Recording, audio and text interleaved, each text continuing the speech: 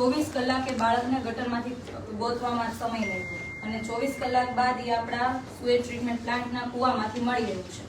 ખરેખર એ જે લાઈનમાં પડ્યું ને એ લાઈન વરસાદી પાણીની લાઈન હતી. અત્યારે શિયાળો ચાલે છે એટલે વરસાદનું પાણી એમાં હોય જ નહીં, પરંતુ ગેરકાયદેસર ભૂતિયા કનેક્શનો એ વરસાદી લાઈનમાં જોડાણ કરેલા હતા ગટરોના, જેના કારણે 5-6 ફૂટથી એ વરસાદી લાઈન જતી હતી અને બાળકનું મૃત્યુ થયું છે. આના પહેલા પણ સુરત મહાનગરપાલિકામાં છેલ્લા 1 થી 1.5 વર્ષની અંદર કેટલી ઘટનાઓ બની છે. હું તમને ખાલી 8 ઘટનાની ડિટેલ લઈને આવી છું કે સચિન પાલીની અંદર તમે પણ ત્યાં હાજર હતા. સચિન પાલીમાં જે ઘટના બની, 7 લોકો મૃત્યુ પામ્યા, બરાબર. એમાં પણ આપણે કોર્પોરેશન દ્વારા કોઈ કાર્યવાહી નહીં કરી એટલે બિલ્ડિંગ પડી અને છેલ્લે 7 લોકોએ પોતાનો જીવ ગુમાવ્યો. ત્યારબાદ સળિયા હેમદને તમને ખબર હોય તો બધે પાણી ભરાયા હતા. ગયા વર્ષે જે ખાડીપુર આવ્યું હતું એ ખાડીપુરની અંદર 3 લોકો મૃત્યુ પામ્યા હતા. એ પણ સુરત મહાનગરપાલિકાની બેદરકારીના કારણે 3 લોકો મૃત્યુ પામ્યા. ત્યાર પછી સિટી લાઇટ શિવપૂજા કોમ્પ્લેક્સની અંદર આગ લાગવાથી 2 મહિલાઓ મૃત્યુ પામી, કેમ કે આપણા ફાયર વિભાગ દ્વારા કે આપણા જે ઝોનના ડિપાર્ટમેન્ટ દ્વારા જે કોઈ કાર્યવાહી કરવાની નહોતી કરી અને છેલ્લે આગ લાગી એટલે 2 મહિલાઓ મૃત્યુ પામી. ત્યારબાદ ડિંડોલીની અંદર હમણાં મહિના પહેલા ગટર ખુલ્લી રહેવાથી 5 વર્ષની બાળકી એમાં પડી ગઈ અને એમનું જીવ ગુંગળાતા એ બાળક મૃત્યુ પામ્યું હતું. ત્યાર પછી ખુલ્લી ખાડીની અંદર બાળક રમતા રમતા પડી જાય. ગયા વર્ષની વાત કરું છું. 5 વર્ષનું બાળક રમતા રમતા એમાં પડી ગયું, કેમ કે ખાડી પેક આપણે નહીં કર્યું, કોર્ડન નહીં કર્યું હોય એટલે બાળક રમતા રમતા પડી ગયું અને એમાં એ મૃત્યુ પામ્યું હતું. તો આવી અવારનવાર ઘટનાઓ બને છે, લોકો વારંવાર મૃત્યુ પામે છે. એઝ અ વિપક્ષ તરીકે, વિપક્ષના કોર્પોરેટર તરીકે અમે વારંવાર મ્યુનિસિપલ કમિશનરને રજૂઆતો કરીએ છીએ. સામાન્ય સભાની અંદર હમણાં થોડા સમય પહેલા અમે લોકો એ મ્યુનિસિપલ કમિશનર વિરુદ્ધની ઠપકાની દરખાસ્ત પણ લાવ્યા હતા.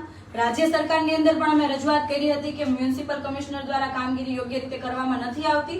ભ્રષ્ટાચારો તો થાય જ છે, પણ જે સુરત શહેરના લોકોનો જે જીવ જાય છે તંત્રના ભોગે એ વધુ સંખ્યામાં જઈ રહ્યો છે. એટલે અમે એમને પાછા બોલાવી લેવા માટેની પણ અમારી રજૂઆત હતી. તાત્કાલિક ધોરણે મ્યુનિસિપલ કમિશનર શાલિનીબેન અગ્રવાલને અહીંથી બદલી કરો અને અમને કોઈ સારા કમિશનર આપો. છતાં એ બદલી નથી થઈ. પરંતુ સવાલ એ છે કે ગઈકાલે આ ઘટના બની અને જ્યારે એમનો પરિવાર પોસ્ટમોર્ટમ રૂમની બહાર બેઠો હતો ને એમણે કીધું ભાઈ અમારે આ જે તંત્ર છે એના ઉપર ફરિયાદ કરવી છે, મ્યુનિસિપલ કમિશનરની ઉપર ફરિયાદ કરવી છે, ઝોનલ ચીફ અને કાર્યપાલક ઉપર ફરિયાદ કરવી છે, ડ્રેનેજના કાર્યપાલક ઉપર ફરિયાદ કરવી છે. પરંતુ એ લોકો ઉપર ફરિયાદ નહીં થઈ અને માત્ર ને માત્ર પોલીસ દ્વારા જે ફરિયાદ દાખલ કરવામાં આવી છે એમાં માત્ર એટલું જ લખવામાં આવ્યું છે કે ગટરના લગતા વળગતા અધિકારીઓ વિરુદ્ધ આ ફરિયાદનો ગુનો દાખલ કરીએ છીએ. એટલે થશે એવું કે વર્ગ 4ના જે કર્મચારીઓ છે એમના ઉપર ફરિયાદ દાખલ થશે, એમના ઉપર તપાસ થશે અને બીજી બાજુથી એવી તપાસ થશે કે જે લોકો ભૂતિયા કનેક્શન જોડ્યા છે તમામ લોકોને બોલાવીને ઝોનમાંથી એમને હેરાન કરવામાં આવશે, પોલીસ તંત્ર દ્વારા હેરાન કરવામાં આવશે.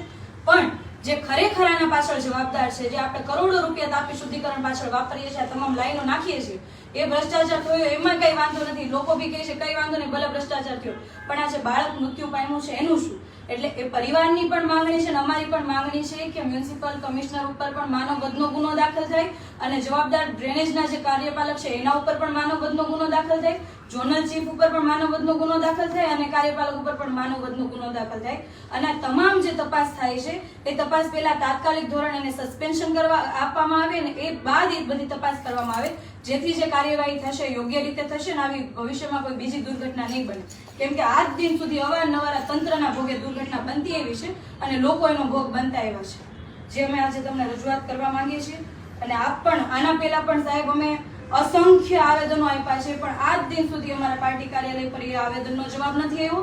જવાબ તો દૂરની વાત છે, પણ એ આવેદનો પર શું કાર્યવાહી થઈ છે એ પણ હાલ તક અમને ખબર નથી. એટલે આપ અમને આમાં જણાવો કે આમાં કયા પ્રકારની કામગીરી થશે.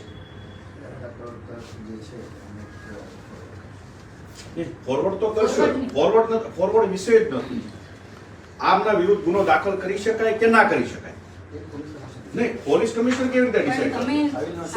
ઓકે હું માનું, ચાલો અહીંયા કોઈ સુરતને એવોર્ડ મળ્યો તો પોલીસ કમિશનર પાસે પૂછવા જાય, હવે રાષ્ટ્રપતિ પાસે એવોર્ડ લેવા જઈએ જાય એમ નહીં સાહેબ. તમે એમ કહો પોલીસ કમિશનર ડિસાઈડ કરશે, તો હું એમ કહું છું કે વર્ગ 4નો કર્મચારી સફાઈ શહેરને ચોખ્ખો કરીને એવોર્ડ લેવા જાય છે તો કમિશનરને પૂછવા જાય છે સાહેબ તમારા કાર્યપાલક કેમ નહીં આવે? તમે તો રાજા છો આ શહેરના, આ જિલ્લાના રાજા છો.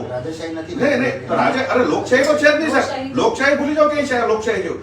લોકશાહી હોત તો અમને અહીંયા આવતા માટે આવી રીતે ના કર્યું હોત, અંદર અમને કોઈ સવાલ ના કરે. અહીંયા જે બેસાડેલા લોકો છે એટલે રાજાશાહી તો ચાલે જ છે. તમે લોકશાહી તો ભૂલી જાઓ કે સુરતમાં કે ગુજરાતમાં કે દેશમાં દેખાતી હોય, પણ તમારી જવાબદારીમાં મોટો વિષય નથી. કમિશનર જો અમે પોલીસ તંત્ર પાસે પણ જવાના છીએ, પણ સૌથી મોટા વડા તમે છો. તમે કહેશો ત્યારે આગળની કાર્યવાહી થશે. અને આમાં કેવું છે સાહેબ કે જેના ઘરે જેનો દીકરો ગુમાવાયો હોય ને એની વેદના એ જ જાણે. આપણે બધા તો વાતો કરી શકીશું ને એના માટે કાયદામાં અમે માંગણી કરી શકીશું કે તમે ન્યાય આપો, પણ ન્યાય એને મળશે નહીં. આના પહેલા આટલી ઘટનાઓ થઈ, તપાસ કમિટીઓ બની, તપાસ કમિટીઓના રિપોર્ટ પણ રજૂ થયા છે કમિશનરના ટેબલ ઉપર, પણ એ રિપોર્ટ આજ દિન સુધી જાહેર નથી થયો. કોઈ અધિકારી ઉપર પગલાં નથી લેવાય.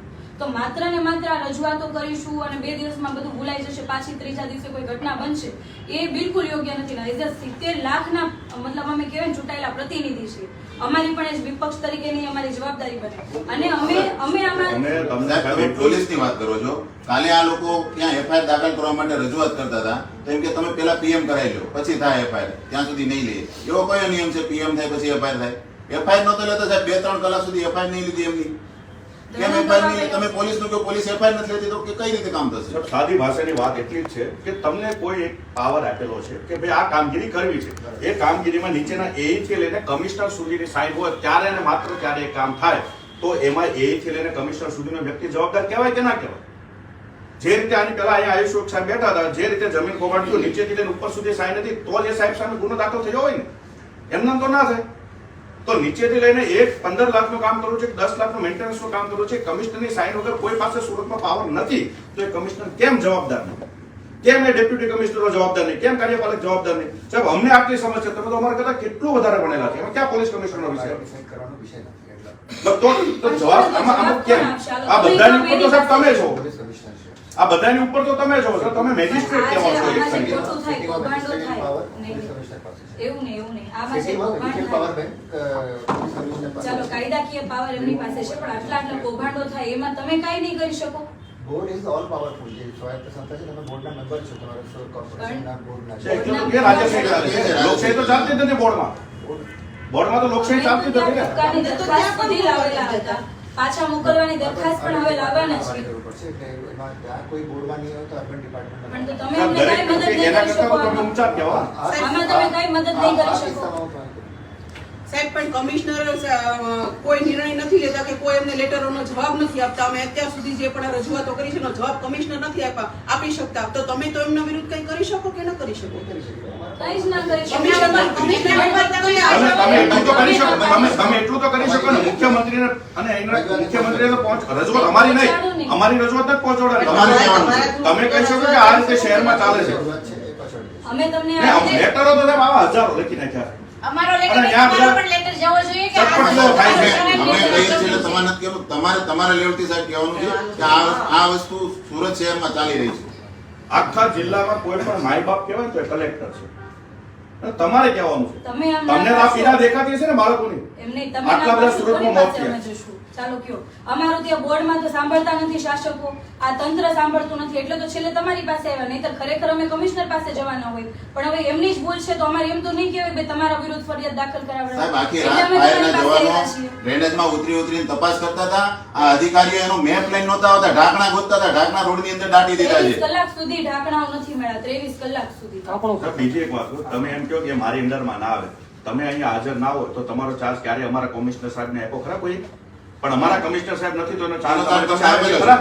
આવે તો કેવી રીતે તમે એમ કહી શકો કે અમારો વિષય નથી, મારી સંસ્થા નથી, સ્વાયત્ત સંસ્થા? કેવી રીતે? હા તો સાહેબ એ જ છે. કોઈ વ્યક્તિને કે મુખ્યમંત્રી થોડા ચાર્જ લઈ લે છે, તો તમને જ ચાર્જ આપે છે, કારણ કે એની ઉપર તમે છો એટલે તમને ચાર્જ આપે છે. અને રજૂઆત એટલે અમે તમને કરવા આવીએ છીએ.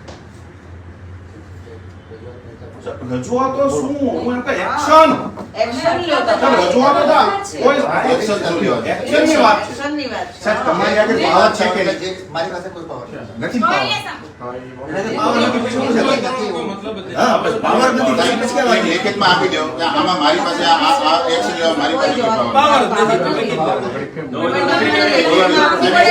મીડિયા છે, તમારું મીડિયા એમ નહીં, તમે તો પણ લેખિતમાં આપી દેશો. મારી પાસે આ બાબત પર ડિસાઈડ કરવાનો કોઈ પાવર પણ અમે આ પત્ર લખીને આપીએ છીએ. તમે લખીને આપશો ને મને કે અમારી પાસે કોઈ આપી દો. આપી દો. કેટલા દિવસમાં આમનો જવાબ આપશો તમે અમને? અંદાજિત કેટલો સમય? લાગશે.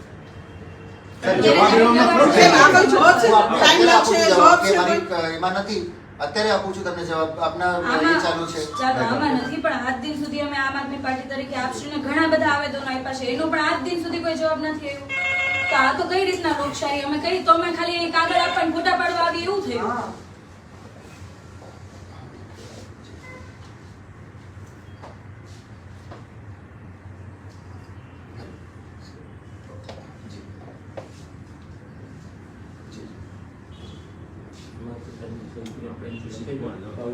હા બસ લખાઈ ગયું. કે આ તમારે તમે જે રજૂઆત લઈને આવ્યા છો મારી પાસે પાવર નથી. હા, તો એને receiver શું કામ કરે? લખી જાઓ મારે. વાત શું થઈ? રિસીવ જ ન કરો ને. આપણે આવેદન તો છે ને આપણે. કોર્ટમાં જાવ તો મજા આવે. એમ નહીં. આપણા અત્યાર સુધીના આવેદનનું કહેશે ને એટલે આપણને ખબર પડે ભવિષ્યમાં આવેદન આ બધા આપવા આવવા કે ન આવવા. એમાં જ લખી નાખો ને નીચે એટલે આમાં જે આપણી રજૂઆતો છે એ સાહેબ કહે છે મારી પાસે પાવર નથી તો આમાં લખી દો મારી આવેદન તો છે. આમાં જ લખી નાખો કે અમારી પાસે પાવર નથી. બસ હવે આમ જવાબ આપી દો આમાં તમારે રિસીવ જ લેખિતમાં. ન કરાવ્યું. આમાં જ લખી દો કે પાવર નથી મારી તો પાસે. તમે મને એમાં રિસીવ કરવાની ઓપ્શન આમાં લખી દો. પછી અમારે અહીંયા ધક્કા ખાવાનો કોઈ તો મતલબ તમે એમ જ કહેશો ને સમય નથી. લાગશે. જવાબ આપી દઈશું આજે આપી દઈશું. હા બસ. અને બીજું એવું કહું છું, આજ દિન સુધી અમે આવેદનો આપ્યા છે, આજ દિન સુધી એનો કોઈ પ્રત્યુત્તર નથી. એમાં શું કાર્યવાહી કરી? આવેદન આપ્યું છે એટલે એના પણ કઈ જગ્યાએ પણ 100 થી ઝાઝા આવેદનો આપ્યા છે, એક બે આવેદનો નથી સાહેબ, આપ્યા. તમે એમ કહેશો કે આ નથી. આથરવાળી જે ઘટના કેમિકલ ઘટના બની જિલ્લામાં થઈ એમાં તો તમે જવાબદાર છો ને? શું એક્શન લેવાની? અમે જવાબ આપીશું. નહીં જવાબ છોડો ને સાહેબ. જવાબ નહીં. એક્શન શું લેવી?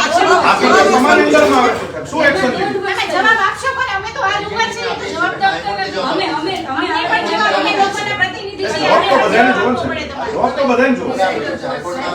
સાહેબ આવેદન આપવા આવીએ છીએ એનો જવાબ બી અમને મળવો જોઈએ. તમારી અંદરમાં જે ન આવતો હોય તમારે લેખિતમાં આપવું પડે. ક્યારે આવશો? પણ સાહેબ, ક્યારે આવશો? એમાં કહું છું એમાં નહીં, કોઈ એમ નથી. તમે કહો છો એ વાત એટલે આ સાચી રીતે તો છે. એ નહીં હોય ને. નહીં, નહીં, નહીં, નથી કહેતા. મેં કીધું ને ચાલો આનું નથી આલો.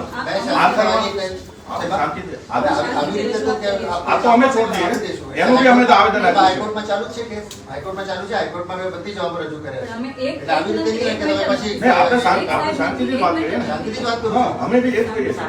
અમે એક લેખિત તમે જવાબ આપી દો. એમ નહીં. આ રિસીવ ન કરો તો તમે લેખિત લખી દો ને કે આમાં અમે આમાં જેટલા આવેદનો આપીએ છીએ એના જવાબો મળશે, એમાં કોઈ કાર્યવાહી કરશે તો અમે આવેદનો આપીએ. નહીં તો પછી અમે ચાર વર્ષ તો થઈ ગયા સાહેબ. ઠીક છે. ચાર વર્ષ આવી ગયા એમ. ક્યારે થશે કાર્યવાહી? અને ક્યારે જવાબ મળશે? જવાબ તો આપવાનો. વાત ચાલુ છે અમારી. ચલો સાહેબ. ચાલો. હવે